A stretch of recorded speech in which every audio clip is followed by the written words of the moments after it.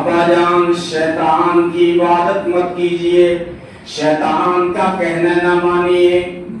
ان الشیطان کان للرحمن عصیا، شیطان تو خدا کا نافرمان ہے.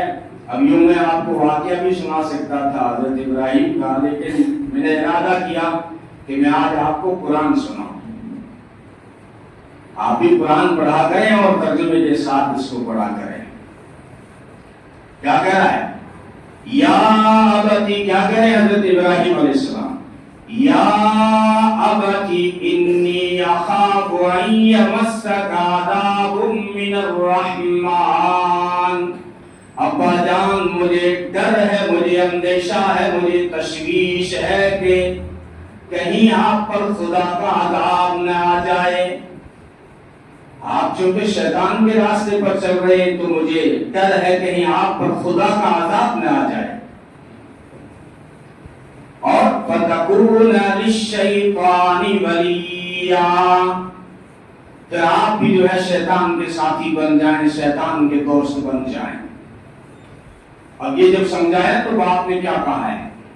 پہلی آزمائش گھر سے شروع ہوئی اور راستے میں کون آیا؟ باپ آیا. جب انہیں دعوت دی تو باپ نے کیا کہا ہے؟ وہ بھی قرآن نے نقل کیا ہے.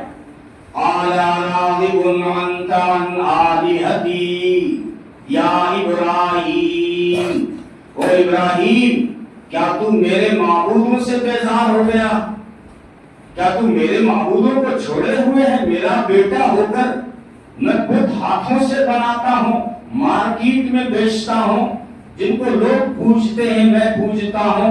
جب میرے ہی گھر میں تو جو ہے ان بتوں کا مخالف پیدا ہو گیا ہے تو میرے معبودوں سے کیسے جو ہے بیزار ہو گیا، چھوڑ دیا؟ لَئِن لَّمْ تَنْتَهِ لَأَرْجُمَنَّكَ وَاهْجُرْنِي مَلِيًّا. ابراہیم اگر تو باز نہ آیا تو میں پتھر مار مار کے سنسار کر دوں گا، جان سے مار دوں گا پتھر مار مار کے. وَاهْجُرْنِي مَلِيًّا،